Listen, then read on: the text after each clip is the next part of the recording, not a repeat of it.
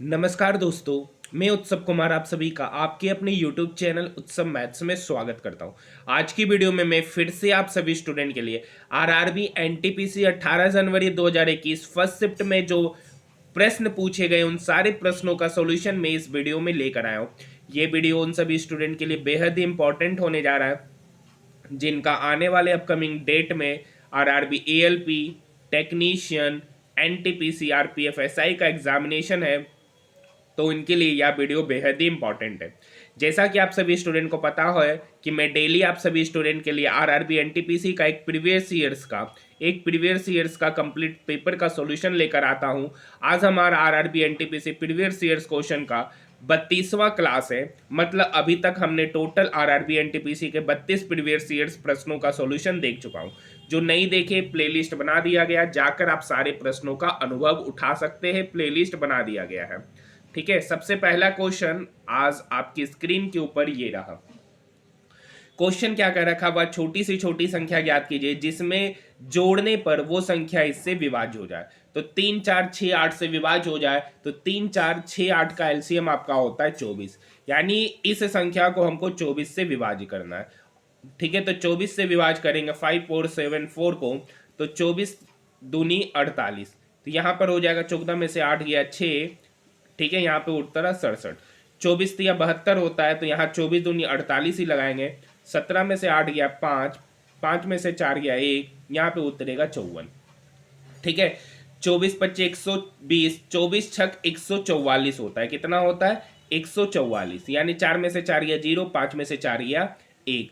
पूछ रहा है ना, वह छोटी सी छोटी संख्या ज्ञात कीजिए जिसमें इतना जोड़ने पे प्राप्त संख्या विभाज्य हो जाए। ठीक है, 24 8 या 24 6 24 6।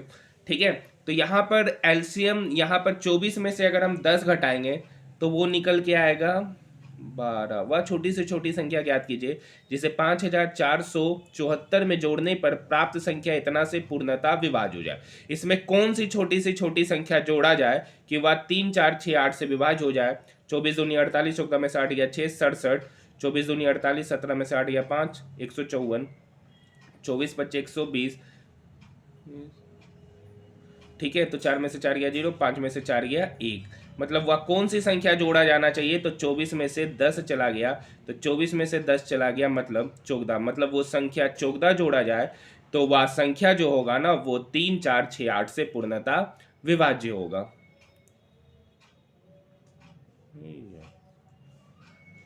आइए देखते क्या गलती हो रहा था। फिर से हम इसको एक बार अच्छे से डिवाइड करते।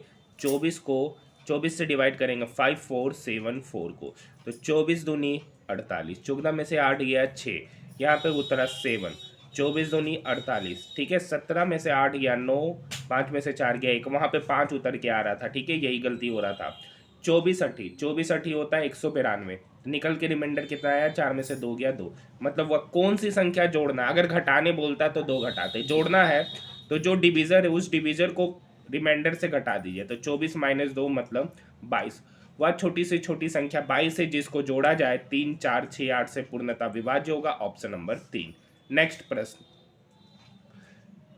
नेक्स्ट प्रश्नों की बात हम लोग कर रहे हैं। नेक्स्ट क्वेश्चन, हरे पौधे और कुछ जीवाणु अपने भोजन का निर्माण स्वयं करते हैं। वे निम्नलिखित में से कौन सी पोषण क्रिया को अपनाते हैं, तो स्वपोषी पोषण। Option number 2। नेक्स्ट क्वेश्चन, फारसी विद्वान अल बरूनी अफगानिस्तान और भारत पर हमले के दौरान किस आक्रमणकारी के साथ था, तो महमूद गजनवी के साथ। Option number first. Next question math का है। क्या कह रखा है, यदि 110 मीटर स्क्वायर क्षेत्रफल वाले एक आयताकार सोलर पैनल की लंबाई उसकी चौड़ाई से 10% अधिक है।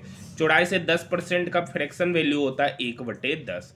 ठीक है, उससे 10% अधिक है। अगर इसको 10 मानेंगे तो ये कितना हो जाएगा 11, और इसका अंदर का क्षेत्रफल है 110 मीटर स्क्वायर। यानी एरिया 10 गुना 11 मतलब 110 मीटर, 110 यूनिट स्क्वायर जो वैल्यू है ना वो 110 मीटर स्क्वायर के है।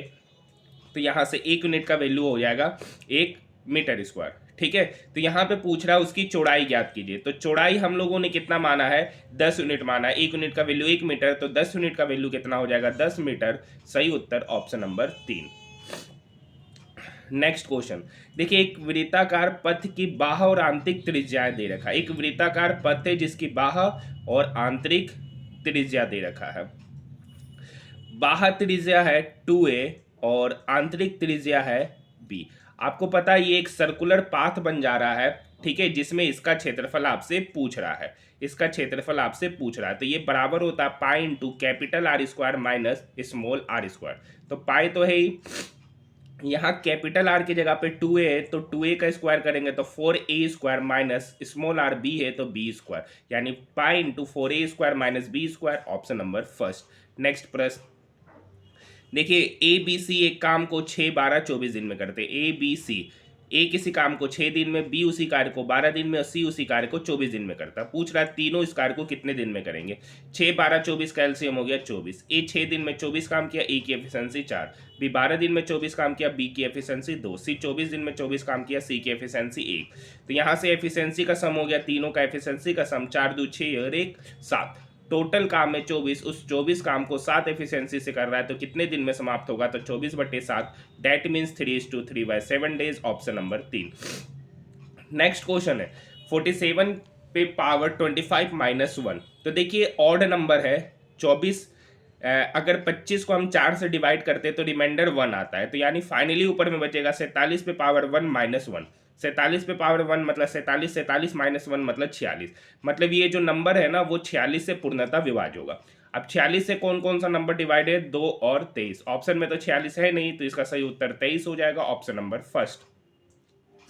नेक्स्ट क्वेश्चन, स्वतंत्र भारत की पहली निर्वाचित संसद कब से अस्तित्व में आई, 1952 में, ऑप्शन नंबर फर्स्ट। रीजनिंग के प्रश्न है, फिलहाल क्यूट कर रहा हूं।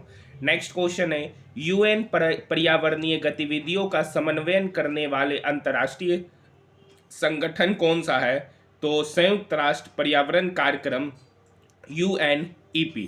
अब देखिए ये बेहद ही आसान क्वेश्चन है, इसको जोड़ना है, जोड़ने आपको आता ही है, ठीक है। इस क्वेश्चन को मैं आगे क्वेश्चन, बिहार का चंपारण महात्मा गांधी द्वारा किस वर्ष में किए गए सत्याग्रह का साक्षी था, तो चंपारण सत्याग्रह 1917 में हुआ था, इसका सही उत्तर option number B.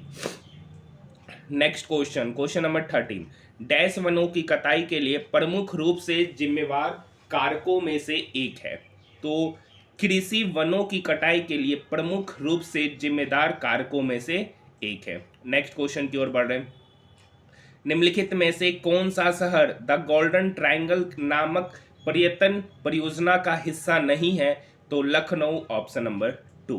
Next question, उस वृत्त का व्यास की माप याद कीजिए जिसकी परिधि 8.8 cm है।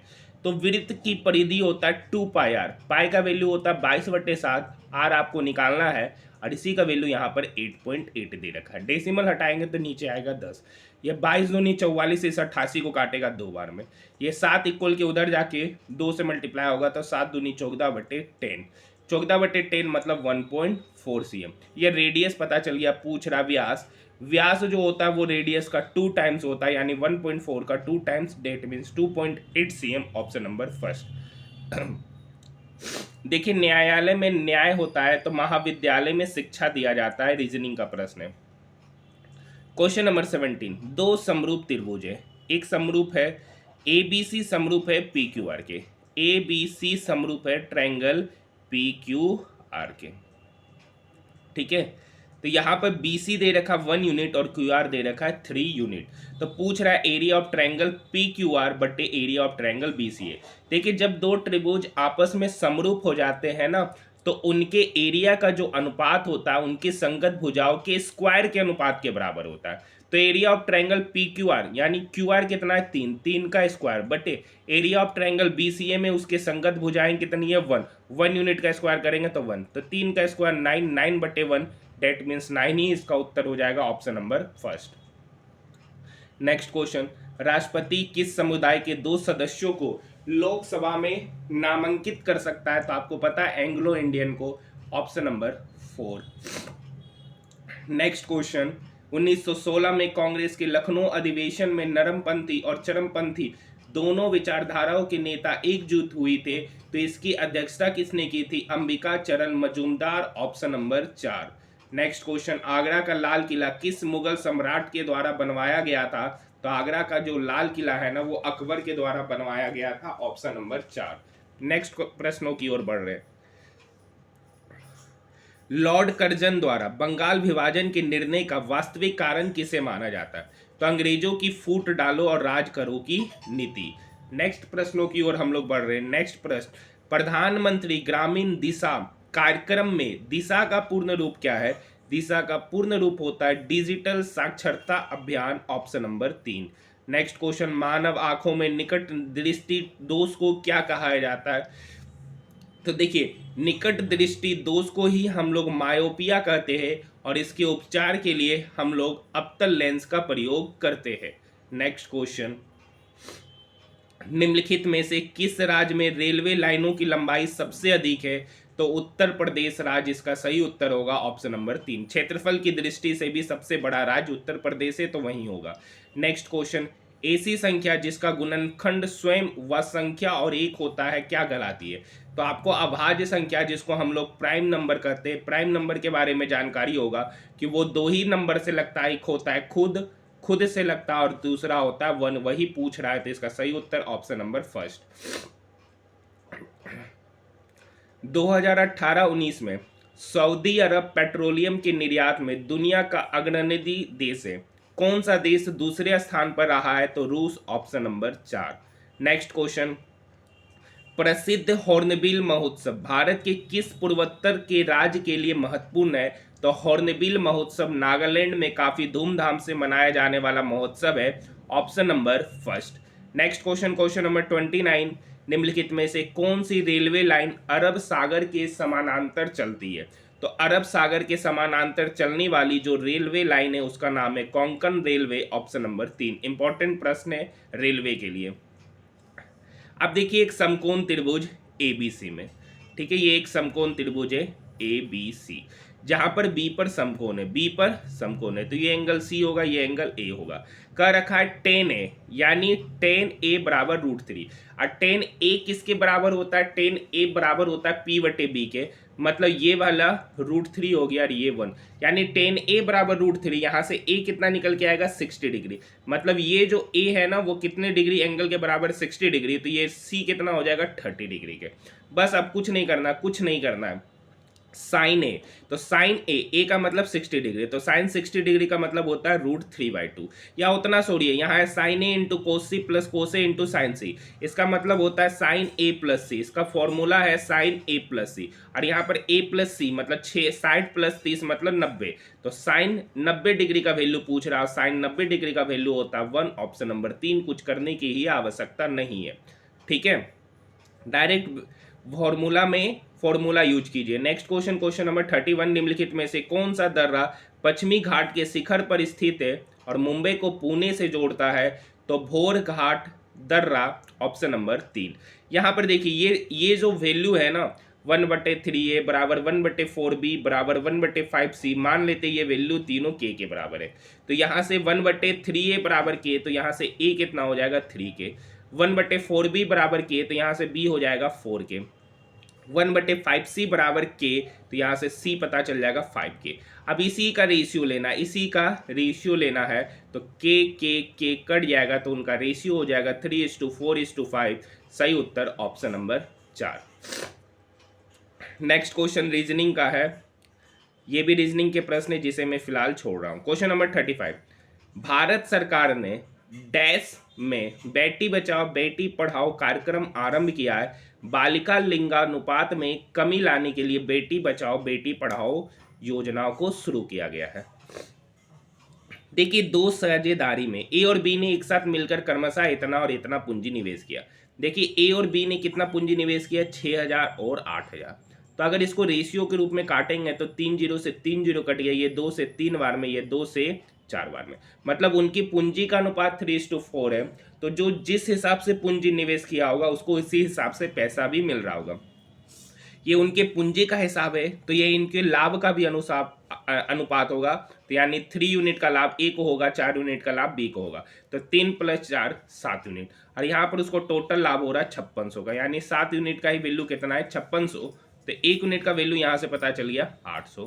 पूछ रहा है ए का हिस्सा, तो ए को कितने यूनिट का लाभ हो रहा है? 3 यूनिट का, और 1 यूनिट का वैल्यू 800, तो 3 यूनिट का वैल्यू कितना होगा? 3 × 800 मतलब 2400 रुपया, ऑप्शन नंबर 4। नेक्स्ट क्वेश्चन देखिए, एक मशीन का अवमूल्यन दर 10% वार्षिक है यदि उसकी वर्तमान मूल्य 1,62,000 है तो 2 वर्ष पहले मशीन का मूल्य क्या था। देखिए, अगर आपको 2 वर्ष पहले का मशीन का मूल्य निकालना है तो वर्तमान मूल्य में जाने के लिए, ठीक है, वर्तमान मूल्य आपका 1,62,000 है। ठीक है, ये कब है, मान लेते हैं कि 2 वर्ष पहले मशीन का मूल्य पी था, उसमें 10% का अवमूल्यन हुआ है। अवमूल्यन मतलब घटा है, मतलब 90/100 गुना 90/100। यहाँ से कैलकुलेशन कीजिएगा, 00 से ये 00 कटा गया, ये 9×81, ये 81 162 को काटेगा 2 बार में, यानी 2000, ये 100 इक्वल के इधर जाके मल्टीप्लाई होगा तो P बराबर 2000 गुना 100 मतलब 2 लाख हो जाएगा। ऑप्शन नंबर 3 इसका सही उत्तर कहलाएगा। भारत में पीपल्स प्लान एक आर्थिक योजना का निर्माण किसके द्वारा किया गया था, तो एम.एन. रॉय के द्वारा किया गया था। Option number 4। देखिए, आज से आपका आरआरबी एनटीपीसी का क्लास डेली शुरू हो चुका है, ठीक है, तो कंप्लीट देखिएगा।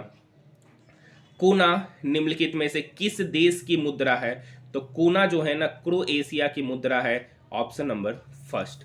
नेक्स्ट प्रश्नों की ओर बढ़ रहे, ये रीजनिंग के प्रश्न है जिसे मैं फिलहाल क्यूट कर रहा हूँ।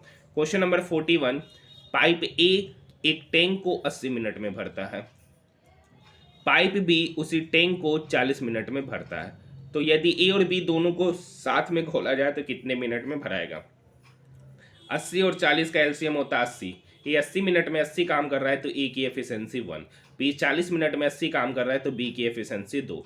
बोल रहा है दोनों मिलके, मतलब दोनों की एफिशिएंसी को जोड़ दिया जाए तो 3 हो जाएगा। टोटल काम है 80, इस 80 काम को 3 एफिशिएंसी के साथ कराया जा रहा है तो कितने मिनट में होगा, तो 80/3 डेट मीन्स 26:2/3 मिनट में ए और बी साथ में उस टंकी को भरेंगे। Option number 2। नेक्स्ट प्रश्न देखिए, पक्षियों के अध्ययन को क्या कहा जाता है, पक्षियों के अध्ययन को ऑर्निथोलॉजी कहा जाता है। Option number 2। संयुक्त राष्ट्र द्वारा पर्यावरण एवं विकास पर रियो घोषणा की मंजूरी किस वर्ष दी गई थी, 1992। Option number 4। पुस्तक the test of my life किसके द्वारा लिखी गई है, पुस्तक the test of my life Yuvraj Singh की द्वारा लिखी गई पुस्तक है। इसका सही उत्तर ऑप्शन नंबर 4। देखिए, ये मैथ के एक प्रश्न है, मोहन कमलेश से दुगना कुशल है, ठीक है, यानी मोहन की एफिशिएंसी यहां से पता चल रहा है 2 और कुशल का पता चल रहा है 1, ठीक है, सॉरी कुशल नहीं कमलेश। अब बोल रहे वे साथ मिलकर 22 दिन में कार्य करते हैं, मतलब एक कार्य को दोनों मिलकर 22 दिन में करते हैं। उनकी एफिशिएंसी कितना है, 2 गुना 1 मतलब 3, मतलब यहां से टोटल वर्क पता चल जाएगा, 22 गुना 3 मतलब 66 हो गया टोटल वर्क। अब कह रहा है मोहन अकेला इस कार्य को कितने दिन में करेगा, तो मोहन की एफिशिएंसी है 2, यानी टोटल कार्य 66, उस 66 कार्य को 2 एफिशिएंसी के साथ कराया जाता है तो वो कार्य कितने दिन में समाप्त होगा, 33 डेज में। सही उत्तर ऑप्शन नंबर फर्स्ट। देखिए, यहां से दे रखा ए क्यू प्लस बी क्यू, ए क्यू माइनस बी क्यू 185, तो यहाँ पर हम क्या करेंगे, ए क्यू प्लस बी क्यू बराबर 185 मान लेंगे और ए क्यूब माइनस बी क्यूब बराबर 158 मान लेंगे। तो यहाँ से 2a क्यूब निकल के आ जाएगा, 185 प्लस 158 डेट मीन्स 8 5 13, 8 5 13, 8 5 13 और 1 8 5 13, 8 5 13 और 1 14, 1 1 2 और 1 3। यहाँ से 2b क्यूब निकल के आएगा, घटा दीजिए तो 15 में से 8 गया 7, 7 में से 5 गया 2, तो इसका रेशियो निकालना है। तो 2a cube ratio 2b cube ये बराबर होगा 343:27, 2 से 2 कट गया तो a क्यूब इस टू बी क्यूब बराबर 343:27, तो यहाँ से a और b निकल के आ जाएगा। 343 का क्यूब रूट मतलब 7 और 27 का क्यूब रूट मतलब 3, यानी a/b निकल के आएगा 7:3। Option number first. देखिए, निम्नलिखित को हल कीजिए। ऊपर में अच्छे से देखिए तो ऊपर में है A cube minus B cube और नीचे अच्छे से देखिएगा तो नीचे है A square plus B square plus A B. तो ये वैल्यू जो होता है ना वो बराबर हो जाता है ए माइनस बी के, यानी 0.8 माइनस 0.7 डेट मीन्स 0.1 इसका उत्तर होगा। Option number 3। नेक्स्ट क्वेश्चन देखिए, यहाँ पर इसका एलसीएम पूछ रहा है। यहाँ पर पहले एक्स वाई निकालना है, तो यहाँ एक्स ये दे रखा है, वाई ये दे रखा है, तो एक्स वाई क्या हो जाएगा, तो 2 का क्यूब इंटू 2 मतलब 2 पे पावर 4 इंटू 3 का स्क्वायर इंटू 3 मतलब 3 का क्यूब। वाई जेड उसी तरीके से निकालेंगे, तो वाई और जेड को मल्टीप्लाई कीजिए, तो यहाँ 2 का क्यूब है, यहाँ 2 का स्क्वायर है, मतलब 2 पे पावर 5, यहाँ पे 3 का स्क्वायर है, यहाँ 3 का 1 है, तो यहाँ 3 पे पावर क्यू। उसी तरीके से जेड एक्स निकालेंगे, तो जेड इंटू एक्स, 3 का स्क्वायर इंटू 3 का स्क्वायर, डेट मीन्स 3 पे पावर 4 इंटू 2 का स्क्वायर इंटू 2, मतलब 2 का क्यूब। एलसीएम निकालना है, तो जो सबसे ज़्यादा बार आता वही, तो एलसीएम निकालेंगे X Y Y Z Z X का, तो 2 पे पावर 5 गुना 3 पे पावर 4, 2 पे पावर 5 हो जाता 32 और 3 पे पावर 4 हो जाएगा 81। 32 गुना 81 को आपस में मल्टीप्लाई कीजिएगा तो आंसर निकल कर आ जाएगा ऑप्शन नंबर 2। नेक्स्ट प्रश्नों की ओर बढ़ रहे, देखिए मैं रीजनिंग के प्रश्नों को क्यूइट कर रहा हूँ। एबीसी एक व्यापार में साझेदार है जिसकी कुल पूंजी 33,000 है। उन्हें वर्ष के अंत में 15,000 का लाभ हुआ, जिसे उनकी पूंजी के अनुपात में विभाजित किया गया। लाभ में ए के हिस्से के रूप में 4500 आया, ठीक है, बी को 5500 का लाभ हुआ, तो सी को कितना हुआ होगा। तो देखिए टोटल लाभ 15,000 है, जिसमें से ए और बी को टोटल लाभ हो गया 10,000 का, तो सी को लाभ होगा 5,000 का।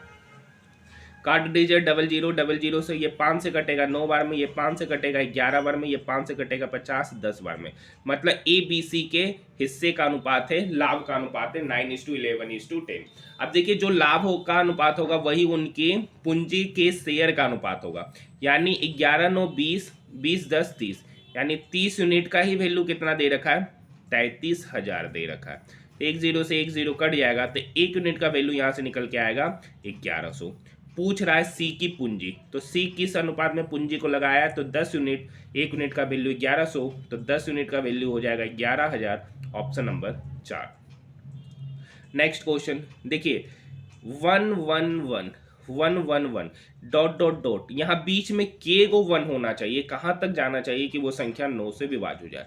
देखिए कौन सी संख्या 9 से विभाज्य, जिसका डिजिट का सम 9 से डिवाइड होना चाहिए, मतलब यहाँ पर 9 से ये कब डिवाइड होगा, जब यहाँ पर n जो होना चाहिए, n जो होना चाहिए ना, न्यूनतम मान पूछ रहा है, तो मैक्सिमम मान तो 18 भी हो सकता है, 27 भी हो सकता है, एक 27 बार हो, एक 36 बार हो, ये सभी संख्या 9 से डिवाइड है, तो न्यूनतम मान क्या होगा, n का 9 होगा, मतलब यहाँ पे टोटल k को 1 होना चाहिए, 9 को 1 होना चाहिए, 2 4 6 8 और 1 9। अब इसके डिजिट का सम कीजिएगा तो ये संख्या 9 से विभाज्य होगा, इसका सही उत्तर ऑप्शन नंबर 2 हो जाएगा। देखिए 14 व्यक्ति वस्तु ए खरीदता है और 13 व्यक्ति वस्तु बी खरीदता है, यानी ए है 14 वस्तु खरीदता है, 14 व्यक्ति वस्तु ए खरीदता है और 13 व्यक्ति वस्तु बी खरीदता है। 2 व्यक्ति दोनों वस्तु खरीदते हैं, तो व्यक्तियों की कुल संख्या ज्ञात कीजिए। तो देखिए सिर्फ ए खरीदने वाला, सिर्फ ए को खरीदने वाला कितना व्यक्ति है, तो 14 में से 2 गया, 14 में से 2 गया मतलब 12, और सिर्फ वस्तु बी खरीदने वाला कितना व्यक्ति है, तो 13 में से 2 गया 11, मतलब खाली बी खरीदने वाला व्यक्ति है, सॉरी बी वस्तु खरीदने वाला व्यक्ति 11 और खाली ए वस्तु खरीदने वाला व्यक्ति है 12 और दोनों वस्तु खरीदने वाला व्यक्ति है 2। तो इस तीनों को सम कर देंगे तो 12 2 14, 14 और 1 15, 10 25, इसका सही उत्तर ऑप्शन नंबर 2 हो जाएगा। नेक्स्ट प्रश्न देखिए, पूछ रहा है इसमें से कौन सी संख्या को अवरोही, सॉरी इसमें से संख्याओं को अवरोही क्रम में सजाना है। तो यहाँ पर देखिए नीचे 5/3, सबको पहले फ्रैक्शन में कर दो तो 7/5 और यहाँ पर है 6/4। तो देखिए 25 25 7 7 49, मतलब ये वाला नंबर इससे बड़ा है।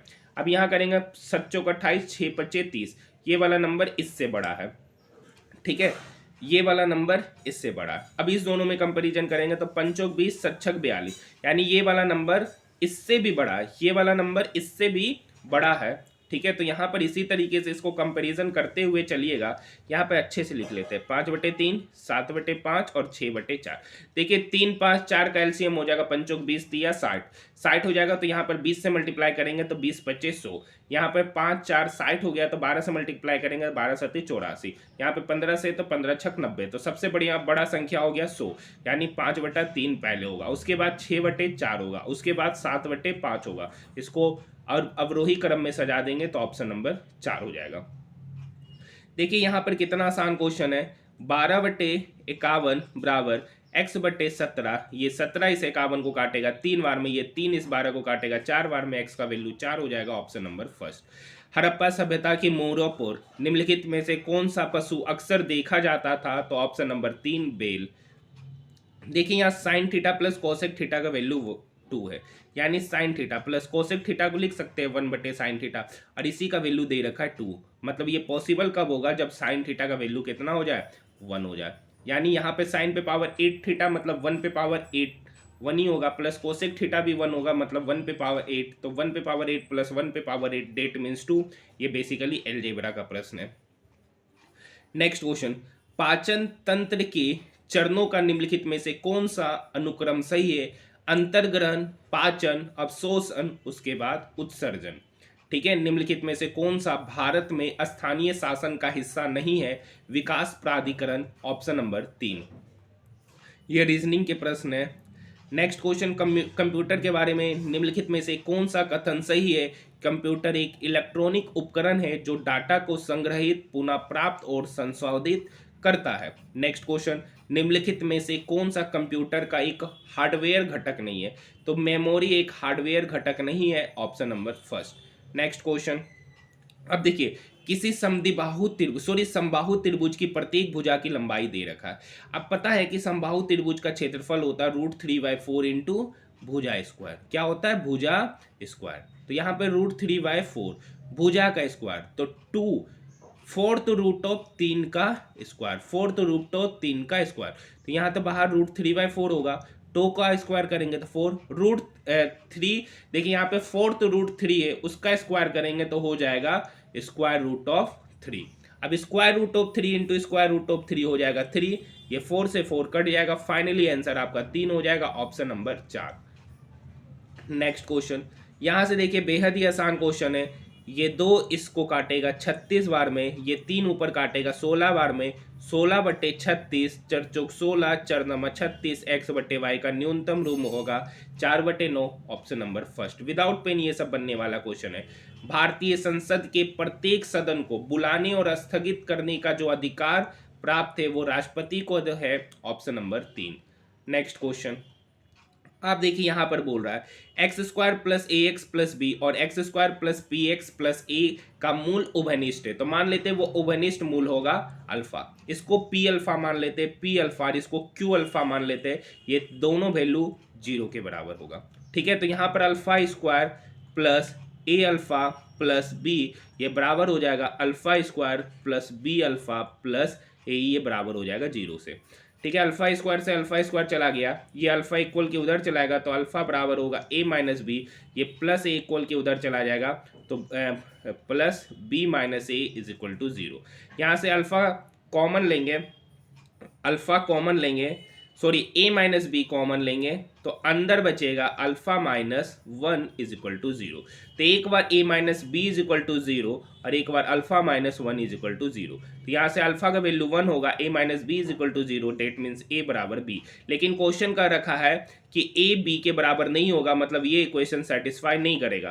तो अल्फा बराबर 1 इस इक्वेशन को सेटिस्फाई करेगा। तो यहाँ पर अल्फा का square 1 plus b plus a बराबर 0। तो यहाँ पर a प्लस बी का मान पूछ रहा है, 1 प्लस बी प्लस a बराबर 0। तो यहाँ से a प्लस बी बराबर हो जाएगा -1, क्योंकि +1 इक्वल के उधर जाएगा 0 की तरफ, तो -1 हो जाएगा, ऑप्शन नंबर 3। काफी अच्छा क्वेश्चन है। एकमात्र ऐसे पक्षी का नाम बताइए जो पीछे की ओर उड़ सकता है। तो पीछे की ओर उड़ सकने वाला पक्षी हमिंग बर्ड, ऑप्शन नंबर 3। ठीक है, रीजनिंग के प्रश्न एक क्यूट कर रहा हूं। निम्नलिखित में से कौन सा एक अंतर्राष्ट्रीय संगठन नहीं है? तो रक्षा अनुसंधान और विकास संगठन DRDO ये भारत का एक संगठन है जो एक अंतर्राष्ट्रीय संगठन नहीं है। नेक्स्ट क्वेश्चन, बोइचिंग भूटिया देश के समर्थन में ओलंपिक मिसाल रिले को ले जाने से इनकार करने वाले प्रथम भारतीय खिलाड़ी थे तिब्बती स्वतंत्रता आंदोलन के समर्थन में। नेक्स्ट क्वेश्चन, देश पूरी तरह से भारतीयों द्वारा प्रबंधित पहला बैंक था। तो Punjab national bank, option number 3। Next question GK का है, सॉरी रीजनिंग का है, जिसे मैं क्यूट कर रहा हूं। क्वेश्चन नंबर 73, किस संगठन ने दिसंबर 2018 में भारतीय वायुसेना के लिए GSAT-7A नामक एक सैन्य संचार उपग्रह लॉन्च किया था? ISRO, option number first. देखिए ये क्वेश्चन अच्छे से देखिए, ये कोसेक 75 प्लस थीटा, ये कोसेक 75 प्लस थीटा बेसिकली कुछ नहीं है, सेक 15 माइनस थीटा के बराबर है, तो ये वैल्यू जीरो हो जाएगा। उसी तरीके से ये 55 प्लस 35 90 होता है, तो ये वैल्यू और ये वैल्यू भी क्या हो जाएगा, जीरो। जीरो माइनस जीरो मतलब ऑप्शन नंबर 2 विदाउट पेन बनने वाला क्वेश्चन है। यहाँ पर देखिए इसका एलसीएम निकालना है, 8 का स्क्वायर है, तो देखिए 8 होता है 2 का क्यूब, उसका स्क्वायर करेंगे तो 2 पर 6। अब देखिए 6 का क्यूब है, तो 6 का क्यूब मतलब 2 का क्यूब इंटू 3 का क्यूब होता है। दूसरा का नंबर है 4 पे पावर 6 मतलब 2 का स्क्वायर मतलब 2 पे पावर 12, और 9 का मतलब होता है 3 का क्यूब और उस पर होल क्यूब है, तो 3 पे पावर 3 गुना 3 मतलब 9।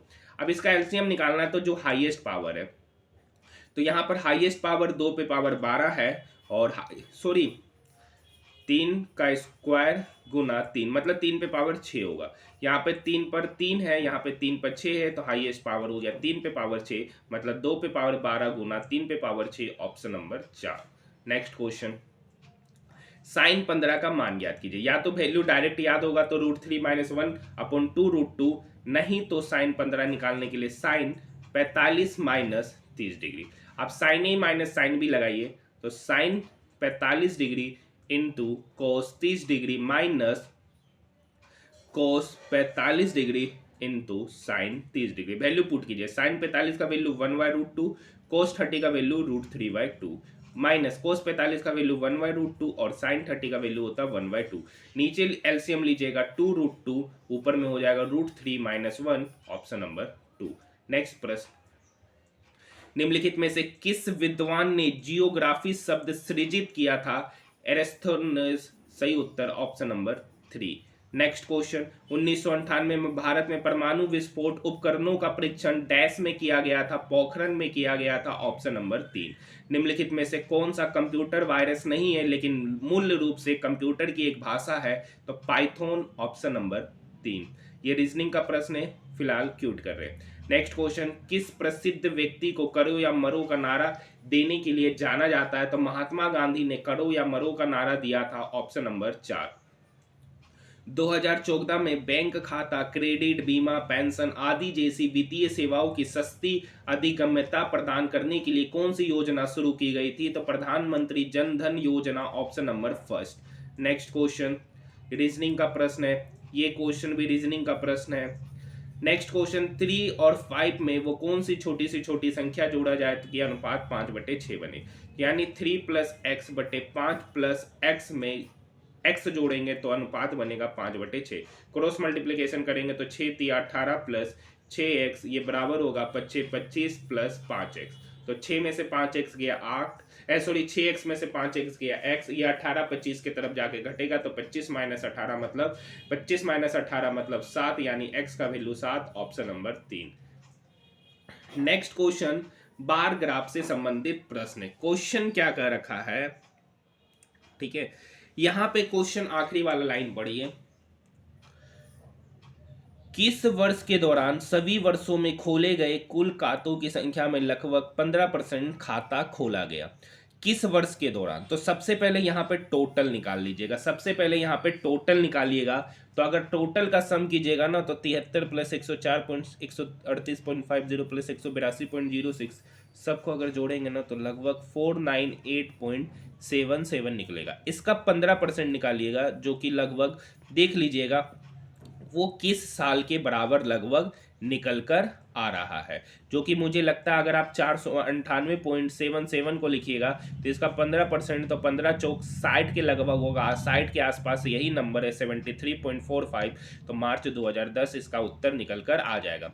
नेक्स्ट डीआई का प्रश्न क्या कर रखा है, ग्राफ में प्रदर्शित खातों की कुल संख्या के प्रतिशत के रूप में व्यक्त किए जाने पर मार्च 2010 और मार्च 2011 में खोले गए खातों की संख्या के बीच लगभग कितना अंतर है। तो मार्च 2010 और 11, तो इस दोनों के बीच अंतर कितना है, तो 104.76 में से 73.45 घटाएंगे तो 6 में से 5 गया 1, 7 में से 4 गया 3, 104 में से 73 घटाएंगे तो 4 में से 3 गया 1, 7 में 10 में से 7 गया 3, मतलब 31.31 का अंतर है। कितने में, अगर इसका टोटल अभी समेशन पीछे ही किए थे शायद निकल के आया था 498.77, तो 31.31 को 498.77 से डिवाइड करेंगे और उसको 100 से गुना कर देंगे तो लगभग 6% के निकल कर आ जाएगा। ये कैलकुलेशन है, तो ये आप कैलकुलेशन कर सकते हैं।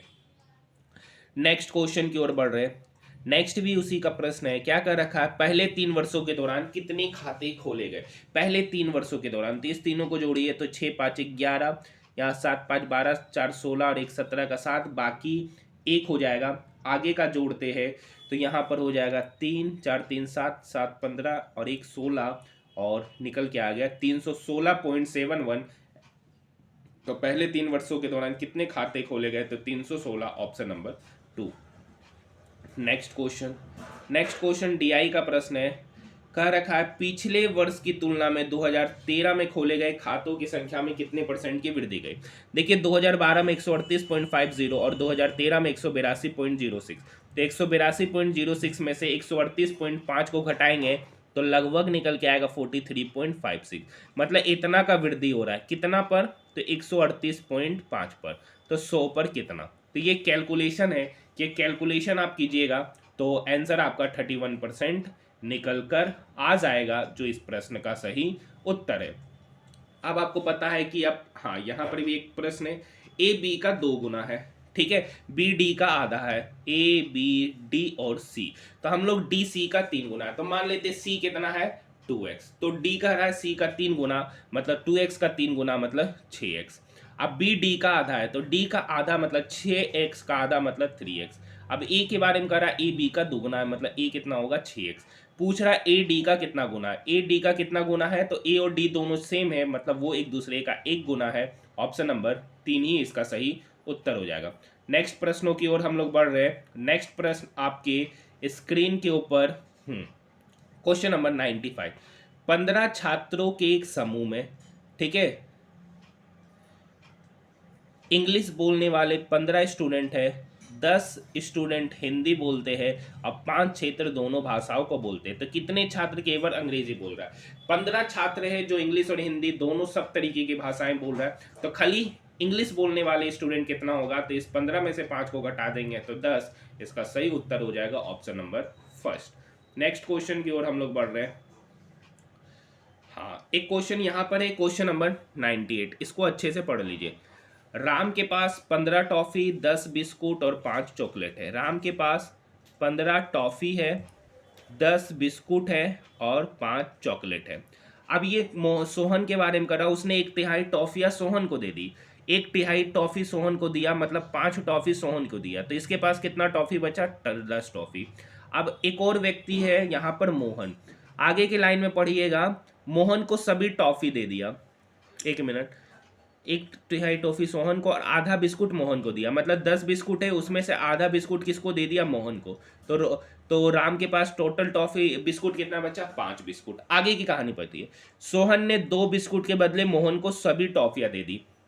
सोहन ने 2 बिस्कुट के बदले, यानी सोहन ने 2 बिस्कुट के बदले, मतलब इसको 2 बिस्कुट दिया और इसने क्या किया, इसने अपना सारा 5 टॉफी किसको दे दिया, मोहन को दे दिया। तो इसके पास बिस्कुट की संख्या कितना बचा, 5 में से 2 बिस्कुट दे दिया, तो इसके पास बिस्कुट बचा 3 बिस्कुट।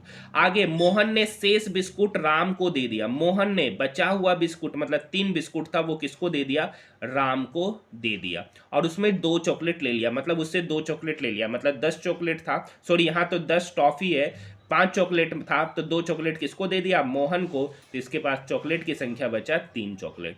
तो आगे पढ़िए। यदि अंत में राम ने आधे बिस्कुट मोहन को दिया, तो मोहन के पास, सॉरी राम के पास टोटल बिस्कुट कितना, 8 बिस्कुट, 5 + 3 8 बिस्कुट। इस 8 बिस्कुट में से अंत में राम ने आधे बिस्कुट सोहन को दे दिया, इसका आधा बिस्कुट किसको दे दिया, सोहन को। तो यानी राम के पास 8 बिस्कुट था, 4 बिस्कुट सोहन को दे दिया, तो उसके पास बिस्कुट कितना बचा, 4 बिस्कुट। तो पूछ रहा है राम के पास कितने बिस्कुट बचे, तो 4 बिस्कुट बचा है। ऑप्शन नंबर 2 ही इसका सही उत्तर हो जाएगा, ठीक है। नेक्स्ट प्रश्न आपके दोनों रीजनिंग के प्रश्न है, नहीं, ठीक है, सब रीजनिंग के प्रश्न है।